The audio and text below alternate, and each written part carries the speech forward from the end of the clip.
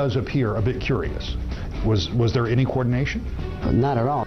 I made a poor political decision. I'm more than willing to admit it. I couldn't wait to admit it, and I want to move on. A race of lies, fraud, and apologies. Tonight, we learn what you thought of it all, and we're getting you ready for the road to November. Our team of reporters is spread out throughout the state right now, getting reaction from the candidates. First, to the results into the 76th District Republican primary. Take a look at this. This is just too early to call right now between embattled party switcher Roy Schmidt and write-in candidate Goei.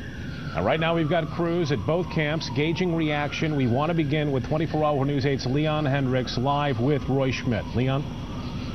Brian, good evening. Of course, a lot of eyeballs on this race. Early on, we spoke with the Kent County election clerk, and she said, by and large, of the votes that came in Kent County, most of them came from the 76th district, a district, of course, with a lot more eyeballs on it as far as the election goes than normal. We do have Representative Roy Schmidt joining us live tonight. A little bit more stressful than a normal night of elections for you. Yep, as we said earlier, it's going to be a long night and probably won't be decided till tomorrow. And you know, it's in the hands of the voters, and it's quite a unique situation. And that's, you know, the best I can say. It's going to be again a long night, and we'll see what happens with the final results tomorrow. But they still have the AV votes and absentee and others, so we're anxiously waiting also.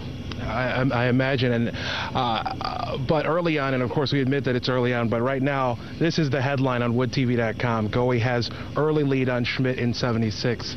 Does that add to the stress of this night for you? Well, sure it does. I mean, you know, can only tell the truth here, and the bottom line is, again, you know, Bing is well known, and again, wish him the best. But we're going to see what happens by later tonight or tomorrow morning. Okay, and of course there's some that would say you don't deserve to win this, and that the issues that have transpired with you, that will be the issue for the entire election come November.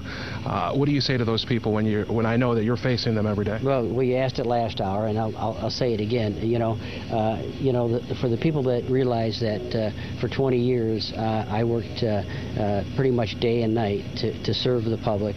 I think when the message gets out, again, it's up to the voters, and I've been honored to be elected 4 times as a city commissioner, 2 times as a state rep, and I have an attitude and belief that people forgive, but people also know what the work I've done, and I love this city, and until they tell me different, I'll continue to work day and night for the city. All right, Representative Roy Schmidt, thank you for joining us live. I know you'll be watching the numbers, as will we, right here live from the Roy Schmidt camp. Reporting live in Grand Rapids, Leon Hendricks, 24-hour News 8. Okay, Leon, thank you. Now we turn to Tom Hillen. He's live at the Goei election party. Tom? Sue, obviously we have some people here watching those numbers come in, and they've said it's almost a painful process to watch how slowly the numbers are coming in. But again, that goes back to the process of how this write-in candidacy is working. Now tonight we are joined by candidate Goei, and obviously a very exciting night, but a very trying night as well. What is going through your mind right now? You know, what's going through my mind is that this election is about the people. And to be still in the race at this time of the evening is a testament to the voters of the 76th district who are saying no to corruption and yes to integrity. I am humbled to have been chosen by many of the voters to take the extra time to write in my name as a write-in candidate. I'm extremely humbled and honored to be here.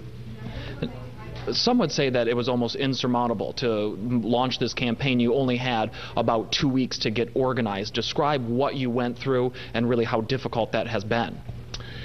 You know, I think that what happened was I had some great volunteers, and they worked very hard to ensure that we get the information out to the voters about how to do a write-in campaign vote in their ballot. Secondly, I think the people of Grand Rapids, because of the media, understood the seriousness of the situation, and I just think they got fed up with it. I think they just fed up with dirty politics and corrupt politicians, and they are making a statement. This is their election. It's not Goei's election. It's their election, and I'm honored that they have chosen so far to have me move forward to the November election. Okay, Mr. Goei, we want to thank you for your time. Obviously, we'll be here throughout the night waiting as long as it takes to get these numbers, and we will have complete coverage for you tomorrow morning as well, starting on daybreak at 4:30. Reporting live in Grand Rapids, Tom Hillen, 24-Hour News 8. All right, let's bring in political reporter Rick Albin now to talk about this race. Rick, are you surprised? I am shocked, but beyond that, if this is organic, and remember, I'm a political reporter, so I'm a little skeptical, but if this is organic, if people did of their own volition go out and write in these names without the kind of organization and the kind of effort that we see in these normal campaigns, this is really a remarkable election, made more so by the fact that Goei only had that short period of time to get organized, and as well organized as he may have been, it's almost impossible to believe you can get that kind of a message out in that short of period of time. So what other factors were there working here? And we'll be very interested to see how that plays out.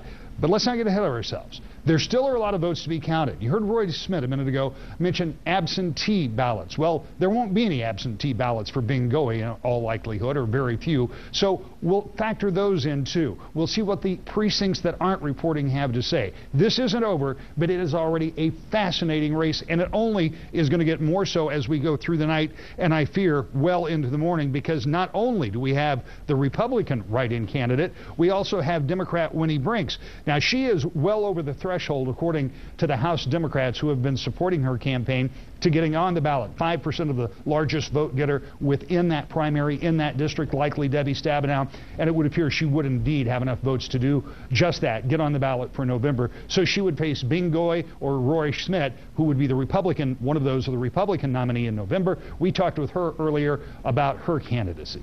I just want to celebrate the fact that I'm on the ballot, and we'll gear up and get ready for the general election, and we'll figure out who our opponent is after tonight's results come in. So the matchup in November, we believe, will be Winnie Brinks, and stay tuned. Brian, Sue?